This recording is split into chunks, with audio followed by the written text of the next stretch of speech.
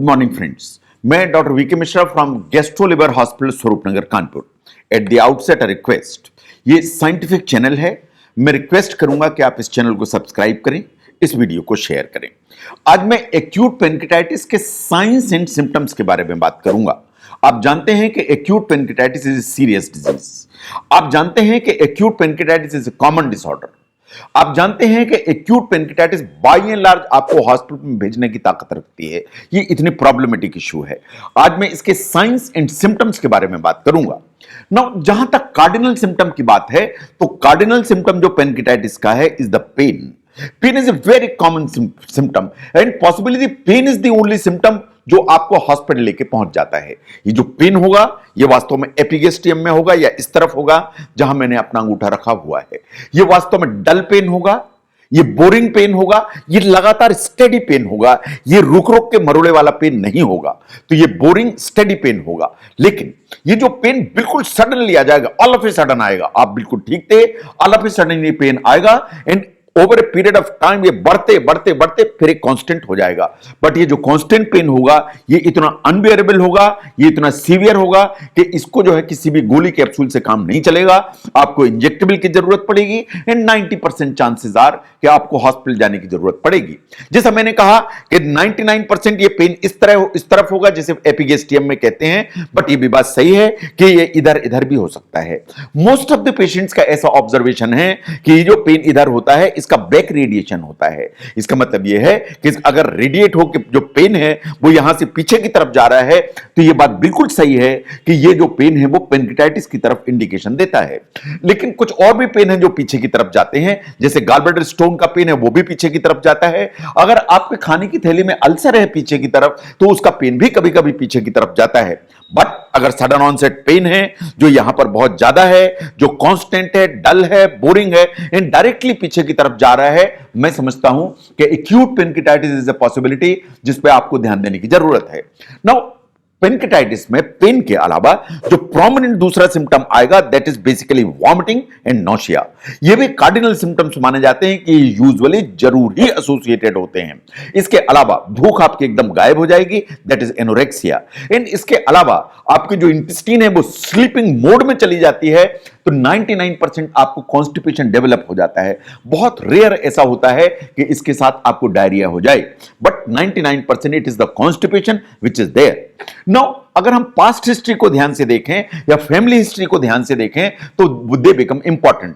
अगर आप family history को देखें तो कहीं ऐसा तो नहीं है कि आपकी फैमिली हिस्ट्री में डिसलाइपिडीमिया है, आपकी मदर को, आपके फादर को, आपके ब्रदर को, आपके सिस्टर को, इनको कहीं कोलेस्ट्रॉल, ट्राइग्लिसराइड, इनसे रिलेटेड कोई प्रॉब्लम तो नहीं है। ऐसा तो नहीं है कि आपके जो कोलेस्ट्रॉल है वो बढ़ा हुआ है या ट्राइग्लिसराइड आपके बढ़े हुए होते हैं। यह भी देखिए कि कहीं ऐसा तो नहीं है कि आपको गॉलब्लैडर में ऑलरेडी स्टोन है जो आपकी जानकारी में है एंड पहले आपको गॉलब्लैडर के स्टोन का पेन आता था। कहीं ऐसा तो नहीं है आपकी मदर को, आपके फादर को या आपके सिबलिंग्स को, उनको किसी को गॉल स्टोन की प्रॉब्लम है। कहीं ऐसा तो नहीं है कि आप अल्कोहल इस्तेमाल करते हैं, इन बीच बीच में आपको बिंज ड्रिंकिंग की आदत है, इन अभी आपने पिछले 2-3-4 दिन में बिंज ड्रिंकिंग की है जिसने इस अटैक को प्रेसिपिटेट किया है।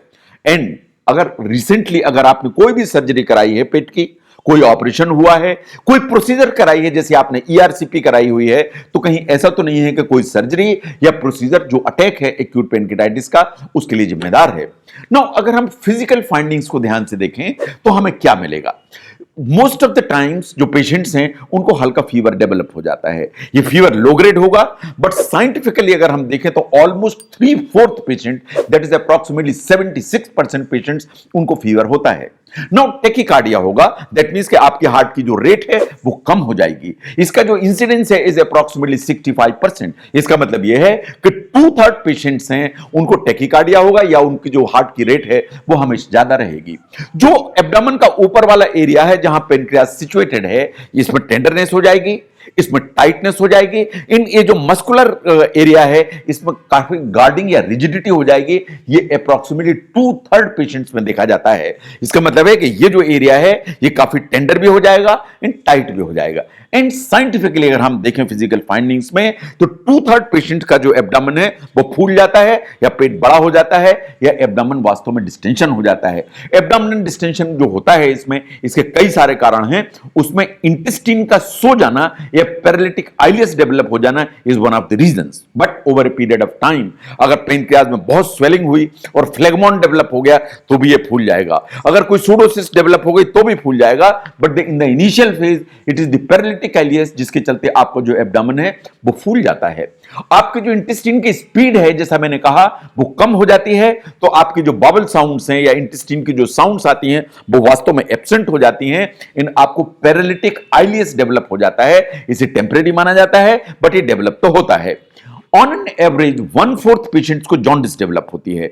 जो जॉन्डिस डेवलप होती है वो दोनों कारणों से हो सकती है। अगर आपको गाल ब्लैडर में स्टोन है एंड वो बाइल डक्ट में स्लिप हुआ तो उसने ब्लॉक किया, उसके चलते जॉन्डिस हो जाएगी।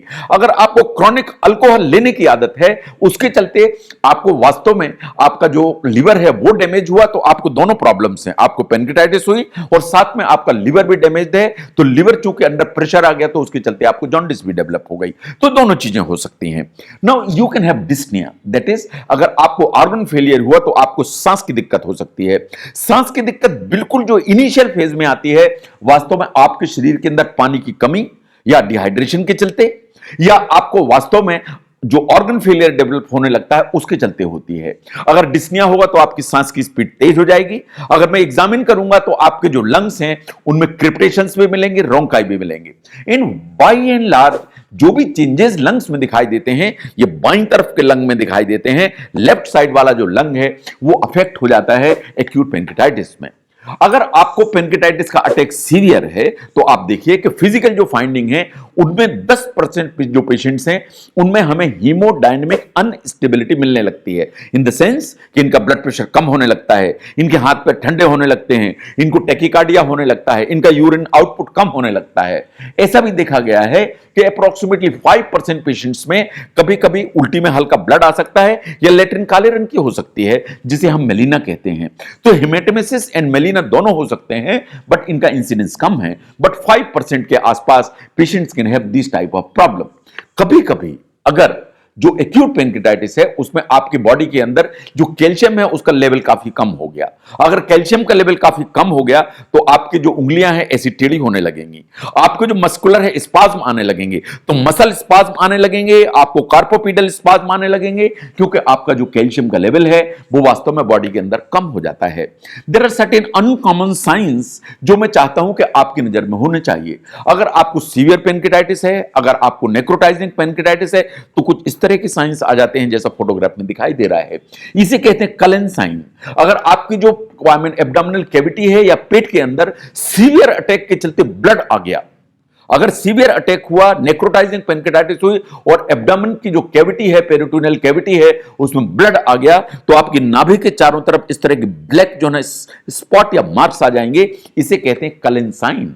जो कलन साइन है वो जस्ट इस चीज का इंडिकेशन है कि आपके पेट के अंदर ब्लड उतर गया। ऐसे ही दूसरा एक साइन है जैसा फोटोग्राफ में दिखाई दे रहा है, इसे कहते हैं ग्रेट टर्नर साइन। अगर जो है ना अंदर इस तरह का इन्फ्लेमेशन हुआ और ब्लड आपके जो मांसपेशियां और फेशिया के बीच में यहां से साइड में पर्कुलेट करता है तो ये जो बगल वाला एरिया है इसमें इस तरह की ब्लैकनेस आ जाती है। अगर ये इस तरह की ब्लैकनेस आती है तो इस चीज का इंडिकेशन है कि वास्तव में जो ब्लड है वो आपके फेशियल प्लेन्स के अंदर से पर्कुलेट करके स्किन के नीचे आ गया है। ये भी सीवियर नेक्रोटाइजिंग पेनक्रियाटाइटिस का संकेत है। ऐसे ही आपकी जो स्किन के ऊपर इस तरह के नोड्यूल्स आ सकते हैं जो दिखाई दे रहे हैं।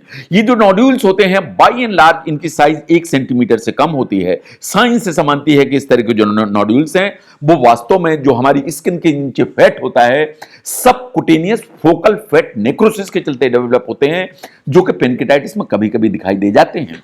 नो एक और चीज जो मैं चाहता हूं कि आप समझें, इसे कहते हैं पुरशर रेटिनोपैथी।